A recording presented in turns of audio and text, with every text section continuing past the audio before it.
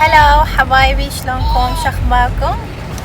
اهلا وسهلا، كيف حالكم؟ ان شاء الله طيبون من ربنا، قريبون ان شاء الله. حياكم الله ببلوغنا الجديد. تعالوا ويانا نتسوق ونشوفكم اجواء كندا والاسواق اللي في كندا. طبعا احنا في اوتاوا، فحصوركم كل شيء، ورايحين هماتين نتغدى بالمطعم. حصوركم اجواء كندا ونحكي شوية تفاصيل عن كندا. فتعالوا ويانا وتابعوا الفيديو للنهاية، ولا تنسون الاشتراك بالقناة وتفعلون الجرس حتى توصلكم كل فيديوهاتنا الجديدة.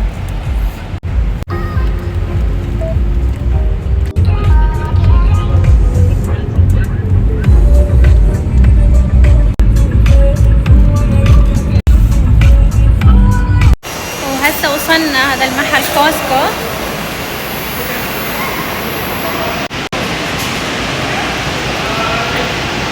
ندور على فريزر يكون صغير، فحنشوف شنو عندهم اوبشنز. شفنا هذا شركة دامبي، ماكو ثلاجة هيك طويلة تكون، وفي هيك نوع حسن ولا هو هذا هيك بالشكل. هسه خلصنا مسواق، مبين علينا التعب. جبنا بس النواقص، في بعد نواقص هواية، لحوم. رايحين هسه مطعم نتغدى، كلش جعنا. احنا مسوين دايت، اكلنا بس بطاطا سلق وبيض سلق وبس. هذا الساعة 11 الصبح، وهسه تقريبا الساعة 5 العصر، ما أكلنا بعدها ولا شيء. فدا نسوي مثل الصيام المتقطع، يعني وجبتين باليوم، وبعد 5 ما ناكل ولا شيء خلاص حتى ننحر. فجربوا هذا الدايت وادعولي. إن شاء الله الشارع ما يكون زحمة، لأن ذيك المرة قعدنا بالازدحامات وتأخرنا.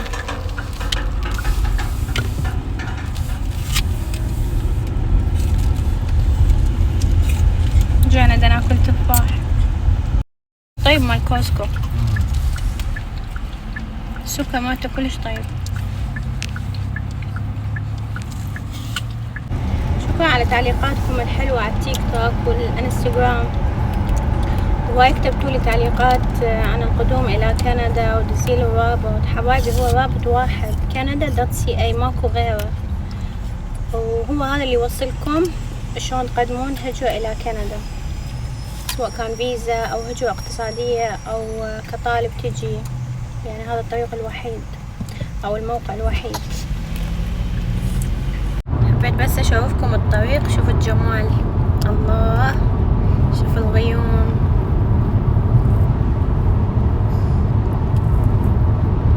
خيال.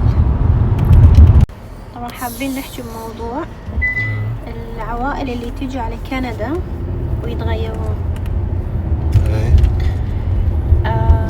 هواية عوائل اجوا كندا، في هذا اللي طرد اولاده، والام اللي ملتهية في حياتها وغبتها الفلوس، وطردت بناتها اولادها ما تعرف شي عنهم.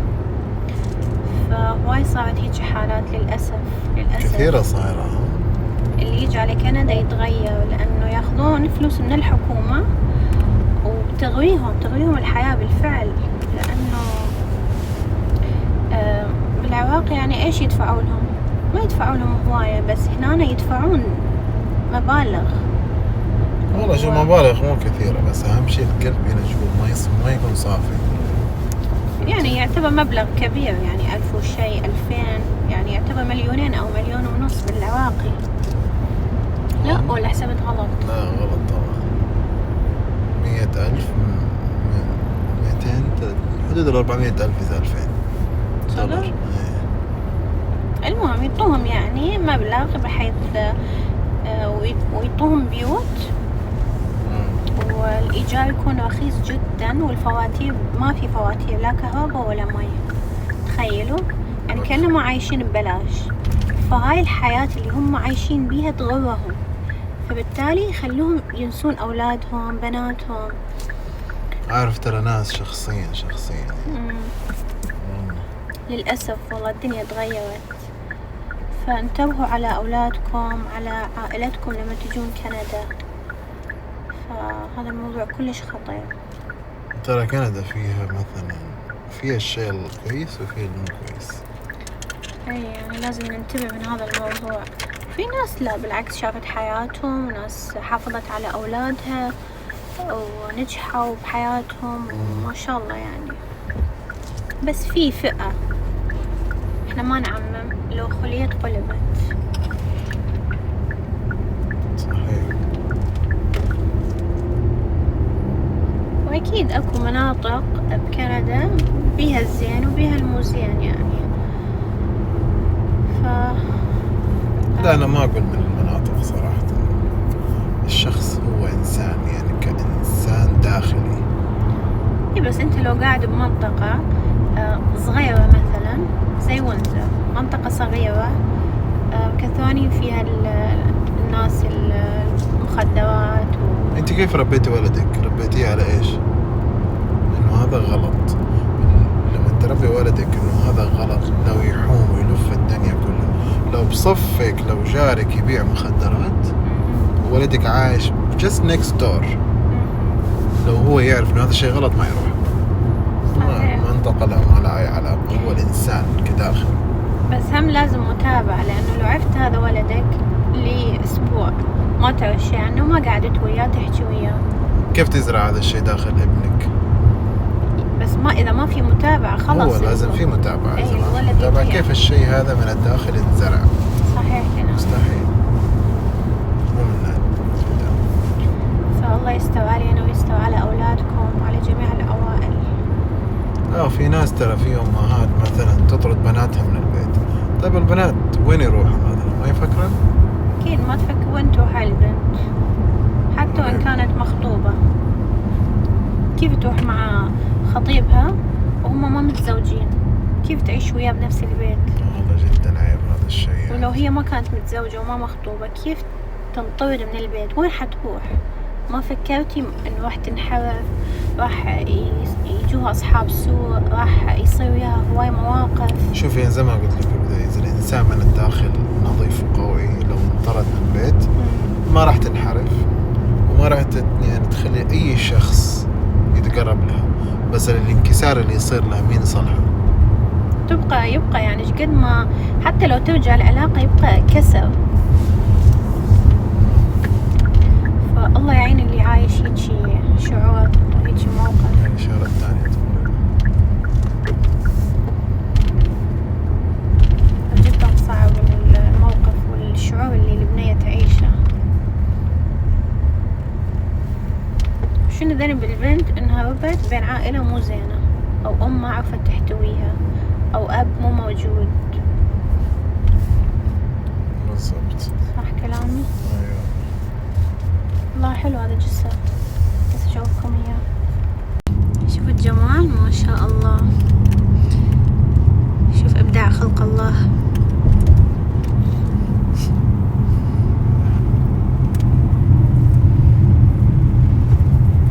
وتوجنن.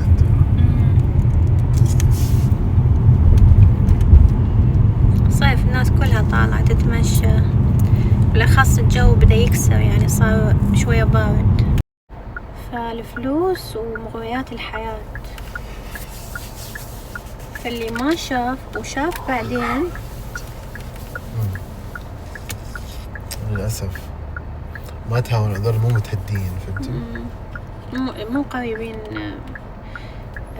من الله. من الله سبحانه وتعالى. أصلا القريب من الله يعرف الغلط من الصح وقارئ القرآن ويعرف ويسوي ويعرف الأصول، مستحيل يطرد شرف برا في الشارع. مستحيل. كيف غمضت عينها وبنتها برا ما تعرف عنها شيء؟ كيف؟ ترى ظلت برا البيت 3-4 شهور. ها؟ على مود فلوس. صحيح، يمكن نص المشي ترى على الفلوس. قلت لي القصة وفي امهات تطرد اولاد، بس الاولاد حتى لو انطردوا يعني اوكي هم الاولاد، بس الاولاد ما ينخاف عليهم ترى، او هم في النهايه اولاد. بس حتى لو المفروض ماكو شيء اسمه طرد. يا اي نو هم اهل مفروض، بس اللي يغلط اللي يسوي شيء موضوع شيء غثة يعني ما المفروض في طرد، ولا اكو احد يتعارض وياه بهذا الموضوع. يعني جاوبونا بالتعليقات اذا تصير مشكلة بيني وبين يعني احد في البيت، او حطود ابني او حطود بنتي. لا تخلف هذا صراحة. يمين صح. اي تخلف للأسف. شلون قلبي ينطيني يما، شنو هالقساوة يما، وين عايشين في اي زمن؟ اعتقد على فندق هذا صراحة. هو ترى ابراهيم نحبه جنة، كأنه يعني دا شو يعني انا قريبة من الكرة الارضية. شوفوا والله يعني السما، شوفوا كأنه انا جوا بالقاع، ما اعرف شلون اشرح لكم. انتبه ما عندي ستوب ساين. اوكي هسه وصلنا، جو كلش حلو. اولاد ناموا بالسيارة. ليش ماما ليش زعلان؟ ناكل جوعانين. جينا على هذا المطعم تاكو بويز.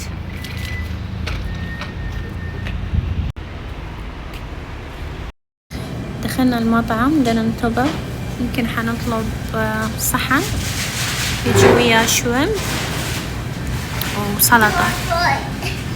شنو ماما؟ هي ناكل وبعدين ننوم.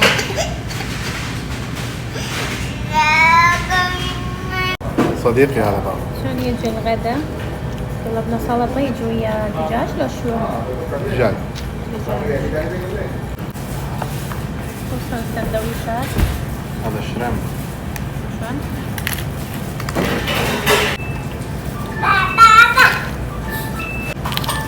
أصور لكم شنو طلبنا. طلبنا سلطة يجي وياها دجاج وجبن، وهذا تاكوز.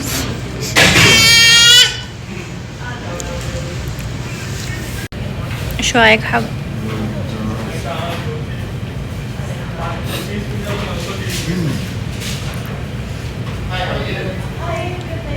ما طلعت بحار حار، احنا ما راح نستمتع.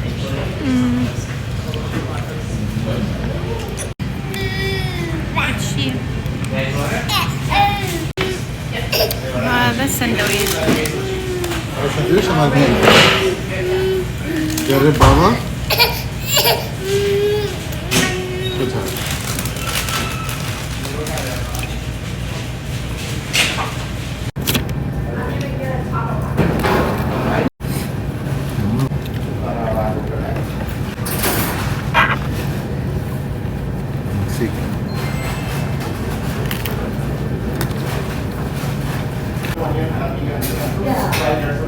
صحي. خذ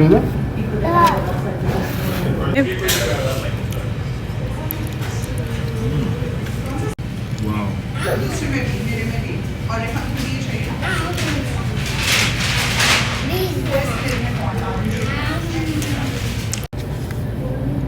حزو هاي الأكلة شنو؟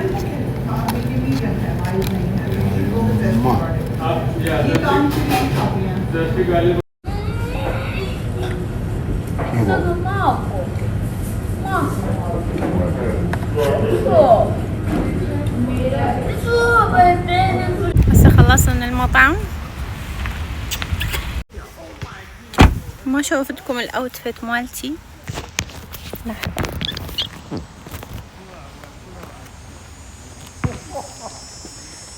ما يبين. جينا الحديقة نلعب الأولاد. جو صار كلش حلو، غابت الشمس. ماما يا روح ماما يا قلبي. يا قلبي أنا كنت راح أكلها إلا شوية. طبعا تليفوني خلص شحن ودا أستخدم تليفون زوجي. شو الكاميرا شلون واضحة. بارك نلعب. دا نلعب كرة السلة وفي ناس هواي قاعد يلعبون.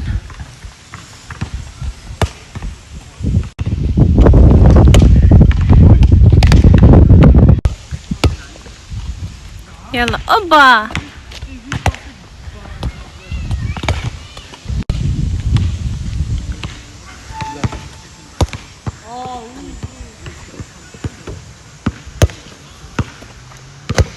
يلا حاول. No almost there.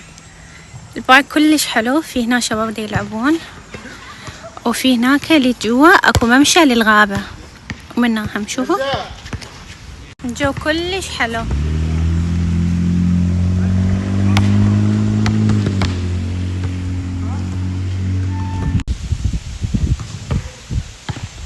بلاك كوفي. راح نظل نلعب شوي بالبارك، نلعب الأولاد، وبعدها نرجع البيت. وبهاي الفقرة نكون خلصنا الفلوج مالتنا. نشوفكم حبايبي إن شاء الله بالفلوج جاي. اكتبوا لي شنو تحبون الفلوج الجاي يكون، ولا تنسون تتابعوني على الانستغرام والشنو بعد. خلاص، شكرا لكم حبايبي، واشوفكم فيديو ثاني. مع السلامة.